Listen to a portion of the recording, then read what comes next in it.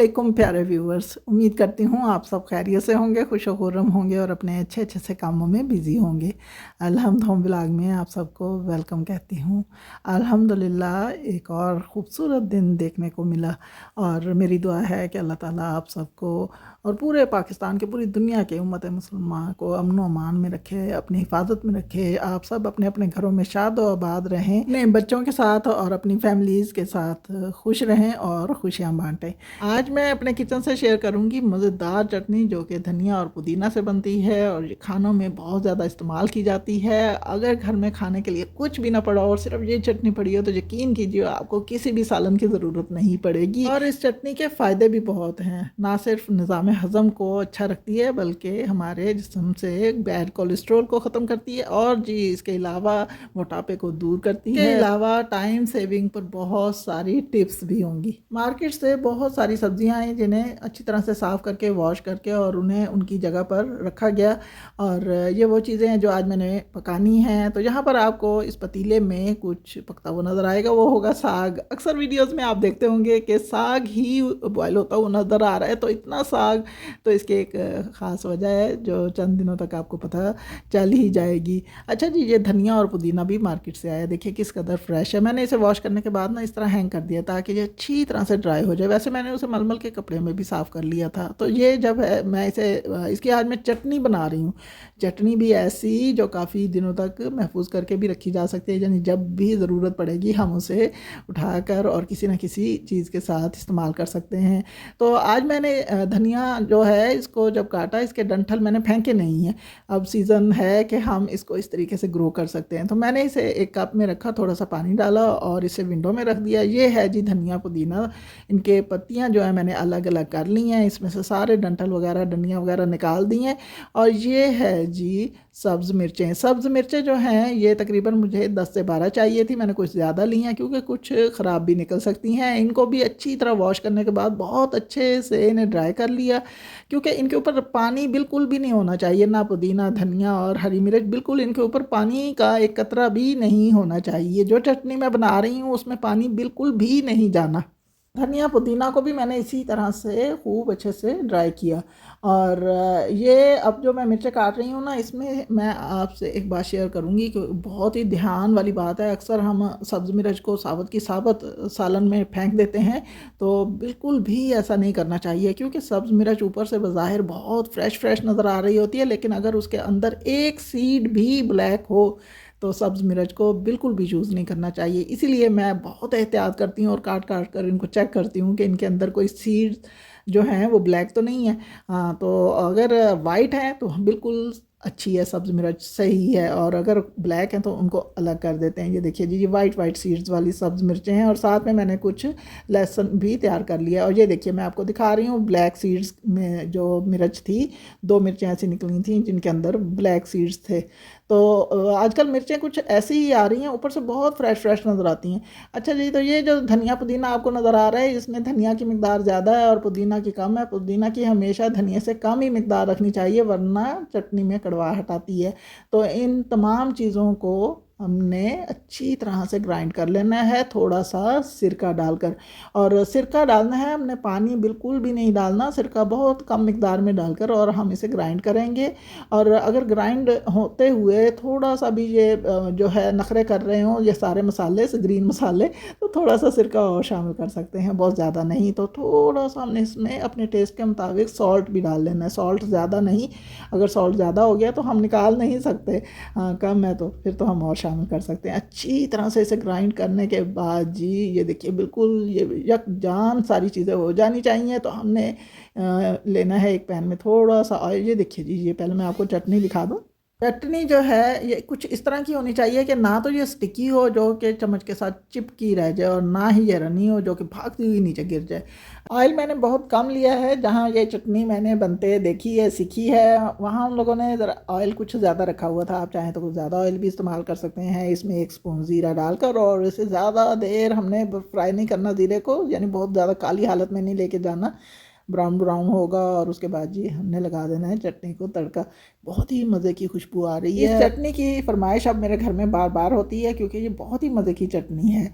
और ख़ास तौर पर इसमें जो चीज़ें हैं यानी पुदीना है, धनिया है, ये दोनों ही मोटापे को भी दूर करते हैं और निज़ाम हज़म को भी बेहतर बनाते हैं। अच्छा जी, तो ये जो चटनी है ये मैंने सिर्फ 1 वीक के लिए बनाई है। इस चटनी को 1 से 2 माह तक भी सेव किया जा सकता है क्योंकि इसमें सिरका है। सिरका इस चटनी को ख़राब नहीं होने देगा। और हमने इसे जिस कंटेनर में भी डाल के रखना है, जिस जार में भी डाल के रखना है, उसे खूब अच्छे से ड्राई करना है। उसमें पानी का एक कतरा नहीं होना चाहिए, बस इसमें पानी का स्पून नहीं लगाना। और ये चटनी बिल्कुल भी ख़राब नहीं होगी। इसे हम राइस के साथ, हर तरह की सब्जियों के साथ, और चाहे घर में कुछ भी खाने के लिए ना पड़ा हो तो खाली पराठे के साथ भी खा सकते हैं। बहुत ही मज़े की लगती है। तमाम चीज़ें इसकी तैयार पड़ी हों तो 1 मिनट में बनने वाली चीज़ है। तो उसके बाद जी 1 मिनट के कुछ टाइम सेविंग काम आपके साथ शेयर करने वाली हूँ कि जो जो काम हमने किचन में किए हैं फ़ौरन से उन्हें उसी वक्त हमें क्लियर कर देने चाहिए। जैसा कि मैंने जग को फ़ौरन वॉश कर दिया और साथ में ही मैंने स्टोव पर भी टिश्यू लगा दिया। और क्योंकि ये काम अगर छोटे छोटे काम है ना, इन्हें छोड़ दिया जाए तो हमारे लिए बहुत बड़े बड़े काम बन जाते हैं और बहुत ज़्यादा टाइम भी लेते हैं। तो जिस जगह खड़े हैं, जिस जगह भी काम कर रहे हैं, वहाँ से निकलने से पहले थोड़ा बहुत हाथ लगा दिया जाए इधर से उधर, मतलब जो चीज़ें हैं उन्हें ठिकाने पर लगा दिया जाए।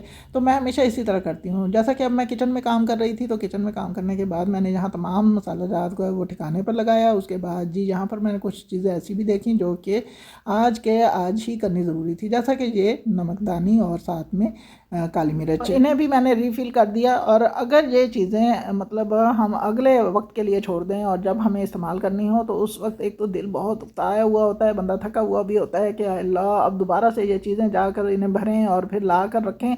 अगर पहले से ये चीज़ें हमने तैयार करके रखी हों तो हमारे टाइम सेविंग में बहुत हेल्प करती हैं। 1 मिनट अगर अपने घर के एक एक कोने में लगाएं तो हर कोना बहुत अच्छे से साफ़ सुथरा हो जाएगा। तो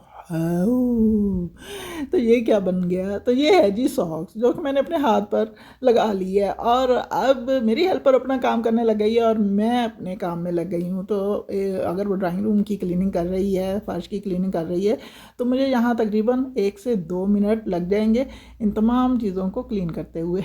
बाकी डस्टर्स की निस्बत जिनसे हम क्लीनिंग लेते हैं, मेरे ख्याल में सॉक्स के साथ क्लीनिंग करना बहुत ही आसान है और एक फ़नी तरीका है। बहुत अच्छा लगता है इससे घर की क्लीनिंग करना। छोटी छोटी चीज़ों से लेकर बड़ी बड़ी चीज़ों को ये बहुत ही अच्छे से क्लीन कर देती हैं। यानी कि जहाँ हमने हाथ चलाना है वहाँ पर क्लीनिंग होती ही चली जाएगी। ये देखिए छोटी छोटी चीज़ें हैं, बहुत ज़्यादा मिट्टी बैठी हुई होती है इनके ऊपर और इसमें बस मैंने इस तरह से हाथ लगा के और थोड़ा सा इन्हें रब किया और ऊपर से मिट्टी हट जाती है। तो एक ही सॉक्स नहीं, जब इसका वो पार्ट जो कि बहुत ज़्यादा गंदा हो जाता है, मिट्टी से भर जाता है, तो मैं दूसरी सॉक्स ले लेती हूँ या फिर इसको पलट लेती हूँ। सॉक्स से हम किस तरह से क्लीनिंग में बहुत ज़्यादा हेल्प ले सकते हैं, इस पर एक बहुत अच्छी सी वीडियो मैंने पहले से अपलोड कर रखी है, आप मेरे चैनल पर देख सकते हैं। तो जहाँ जहाँ मिट्टी है वहाँ वहाँ हाथ चलाते चले जाइए और बस मिट्टी उठती ही चली जाएगी और बहुत ही कम टाइम में हम अपने सारे घर की क्लीनिंग कर लेते हैं। घर में अगर 2 से 3 रूम्स हैं तो उनकी क्लीनिंग सॉक्स के साथ हम 2-2 मिनट में करें तो तकरीबन 5 से 6 मिनट में बहुत अच्छी सी क्लीनिंग कर सकते हैं। और यहाँ पर मैं आज सॉक्स के साथ क्लीनिंग पर लेक्चर नहीं दे रही बल्कि मेरा यहाँ पर आज बात करने का मकसद है कि हम अपने टाइम को किस तरह से सेव कर सकते हैं। तो सॉक्स जो है ना, मेरे ख्याल में बहुत ज़्यादा हमारे टाइम सेविंग में हेल्प करती हैं और क्लीनिंग भी बहुत अच्छी करती हैं। सॉक्स की बजाय अगर मैं कोई दूसरा डस्टर इस्तेमाल करूं तो उसमें मेरा टाइम भी ज़्यादा लगेगा और क्लीनिंग भी मुझे उतनी अच्छी नहीं मिलेगी। तो ये है जी एक और चीज़। यहाँ पर मैंने कुछ नेल पॉलिशेस और लिपस्टिक्स वगैरह रख रखी हैं और ये है कंटेनर, इसमें मैंने 2 से 4 चीज़ें ज़रूरी रख रखी हैं। एक तो नेल पॉलिश रिमूवर है, 2-3 मैंने इसमें नेल पॉलिशेस रखी हुई हैं, एक अर्क है जो कि ये नेल्स के लिए अर्क है जो कि मैंने सिर्फ नेल्स पर लगाती हूँ। अच्छा, ये मैंने यहाँ पर इसलिए रखा हुआ है कि जब भी मुझे ज़रूरत होती है मैं इस कंटेनर को उठाती हूँ और फ़ौरन लगा लेती हूँ और इसी में नेल पॉलिश रिमूवर होता है, फ़ौरन से उतार भी लेती हूँ, रिमूव कर लेती हूँ, तो मेरी टाइम सेविंग हो जाती है।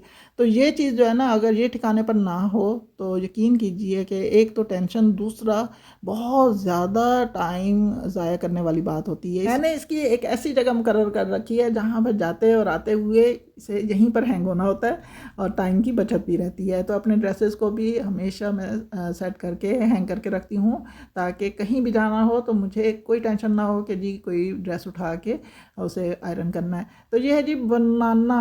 तो इसका जो पील है वो भी हम अपने स्किन के लिए अगर एक दिन में एक बार 1 मिनट के लिए इसे अपने लिए इस्तेमाल कर लें, अपनी स्किन पर रब कर लें, तो स्किन बहुत अच्छी रहती है। तो 1 मिनट अपने लिए बहुत कम है लेकिन बहुत ही फ़ायदेमंद। तो ये थी जी मेरी आज की बहुत ही यूज़फुल वीडियो। अगर आपको ये वीडियो अच्छी लगी हो तो प्लीज़ मेरे चैनल को सब्सक्राइब कीजिए, लाइक्स दीजिए, कमेंट्स कीजिए और शेयर ज़रूर कीजिए। दुआओं में याद रखिएगा। अल्लाह हाफिज़।